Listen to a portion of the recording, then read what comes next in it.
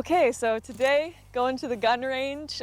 If any of my previous videos I've uploaded to Facebook or Twitter are evidence, I am a terrible shot and my chick lean needs a lot of work, so let's hope today goes better. Pleasure to meet you. Lauren. Hi Lauren, I'm Rod. Scott. Nice to meet you. So we're going to be shooting guns today. Sure are. Yeah. All right, let's go to the range. All right, let's do it.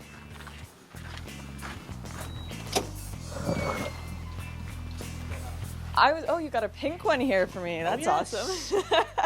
Okay, so what is this one? This is an AR-15. So it's restricted in Canada. This is a T97 Nsr. This is a non-restricted firearm. You can take this, keep it in your car all the time as long as you possess it for a lawful purpose. Okay, wait, I'm curious. Why is this one restricted and why is this one not? Because back when the classifications were originally done, they just didn't like the look of this one. It uses the same magazines as all three of these, use the same ammunition, same muzzle energy, same muzzle velocity, same barrel lengths, more or less. They just didn't like this one, but these two are okay. Are they allowed to do that? Like legally they're allowed to restrict something entirely based on the way it looked? Not only are they allowed to do it, that's exactly what they do, yeah. But we'll start probably with the AR-15. Awesome. Yeah. Is it gonna make me fall backwards? Not at all. It's one of the greatest rifles ever made. That's why it was made in the middle 50s and adopted by the US Army in the late 50s. And we still use it in armed forces around the world. It's just a great rifle. Awesome, let's check them out. Your trigger finger should be right along here. There we go.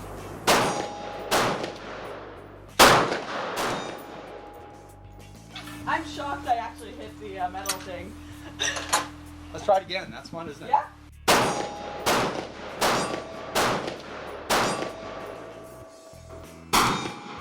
That one was really fun.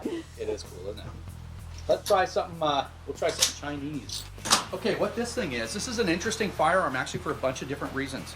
It's called a Bullpup Design, meaning that all those operational parts that are in the center of the other rifle are right back here by your shoulder. Mm-hmm.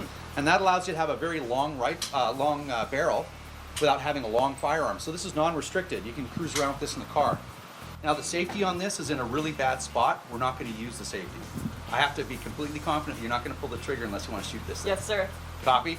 Right. I'm going to give that to you. Woo, Interesting little. Really heavy. So middle of the window, shot on the target. Pull the trigger really slow.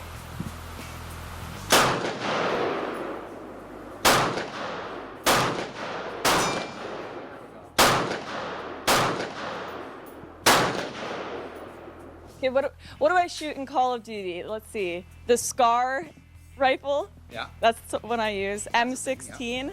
The what? M16. That's this, pretty much. Oh yeah, I used that in Call of Duty. No way. Yeah, you can stick that in the. That's cool. I want one of in these. the car, if I your get a gun, backpack. I want that one. Yeah, it's kind of cool, isn't it? When this Put thing it in comes. my purse. Yeah. What's that in your purse? Nothing. It's kind of cool for shooting cans and target shooting out in the bush and stuff like that. Cool. Mm-hmm. This one's my favorite so far. Good. I'm glad you like it. Seriously? Did you get that? It landed on her head. Okay, I can't find anything. You're leaning back. Got it? Yeah. Okay, so you got your eye in the right spot? You see the picture nice and clear? Yeah.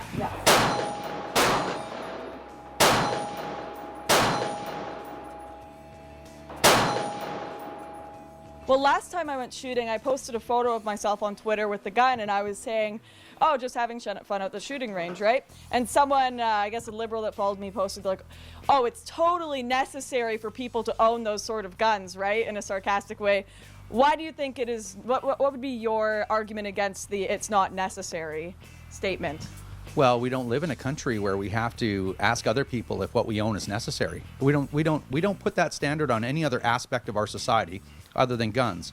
And we know that guns actually aren't a problem. If you look at StatsCan, they tell you guns are not a problem in our society. And it's no accident that we're given that viewpoint. Why is there so much misinformation around this topic in particular? It's not an accident. So people need to just stop listening to mainstream media, stop listening to politicians that don't have any experience. They have some vested interest somewhere. But StatsCan keeps numbers on all this stuff, and the information is available everywhere to understand this issue. It just takes a little bit of reading, a little bit of discernment. Okay, so your elbows, you should be sprawled out forward. Let's come forward a little. right here, and put your left elbow, yeah. You're creating a platform, and you're gonna spread out your platform to go higher, and you're gonna lift up to go lower.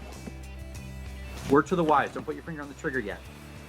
That trigger, if you blow on it, it's gonna pull. So don't put your finger on there until you're ready to actually discharge the gun.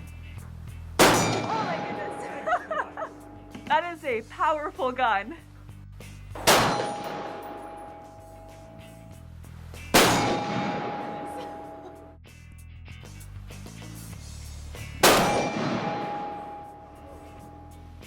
Finger off the trigger and keep it close by. Oh wow, it's really light. Put your right thumb right around the grip. Yep. Grab the gun like as if you're gonna. There we go. Oh, okay. Now you're good. Yeah, exactly. Proper. I'm ready to engage. Come on back. Step a little farther forward before we bust into any combat stances. Now this is a weird gun. You're gonna take your right hand and you push, just slam that down and let it go. Awesome. Oh. All right, you're ready to shoot. I missed. It's like a rifle. Look through this little hole Oh, okay. and see the front post. There we go, Lauren. Awesome.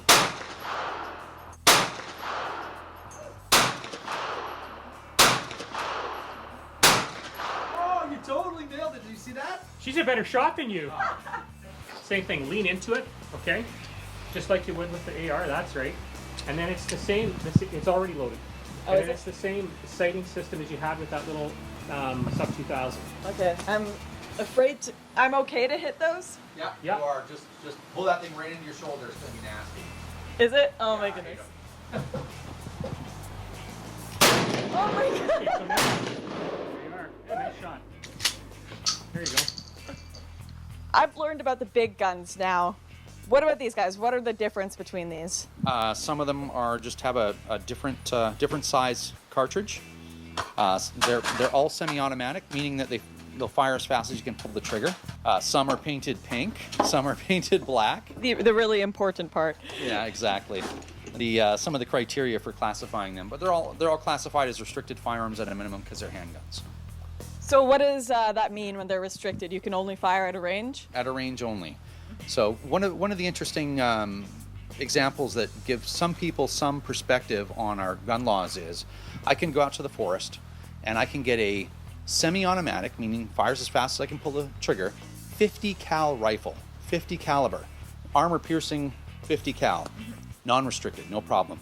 But if I take a handgun to the bush, that's too dangerous. So could you be put in jail or just fined for bringing this to the bush? You can be absolutely put in jail. Your firearm, you'll be charged, you'll be arrested, the firearm will be destroyed, and you'll face a firearm charge. So you can bring one of those giant guys to the forest and not one of these. That's insane. This is too dangerous. Yeah, that's the assertion, right? That it's too dangerous. And again, we go back to let's be honest about the whole firearm issue. These are not a threat to public safety. When you have a licensed individuals aren't driving around downtown Toronto shooting each other. Now we're gonna load this thing. You ready? So you're gonna turn the gun like this. Ready to go. Super spy stance, not Yeah. required. Pull and release the slide. Awesome. That thing is going to shoot when you pull the trigger. So we're going to shoot. I'm going to lay a couple rounds in there. Just pull the trigger nice and slow. This one's harder. Nice and slow. There we go.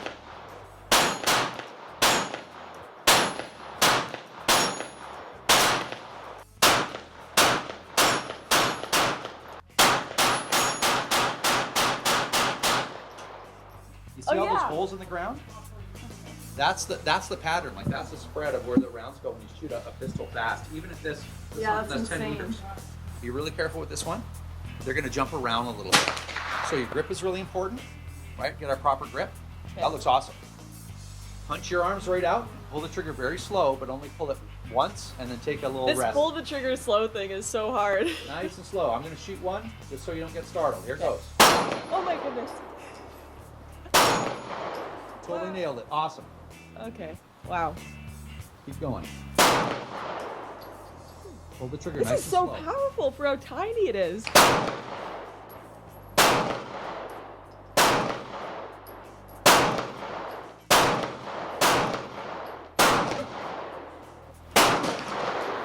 That was a terrible shot, I'm going to be honest with you.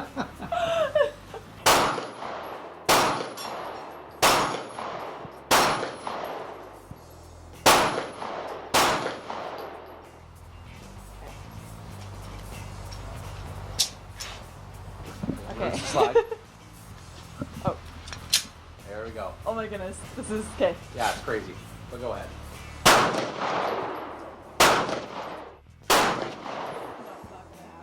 Feels weird. Feels scary, doesn't it?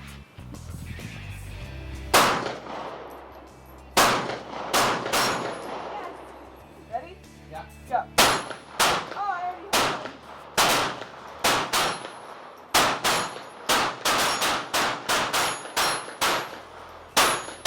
I'm shooting better sideways than I am straight up.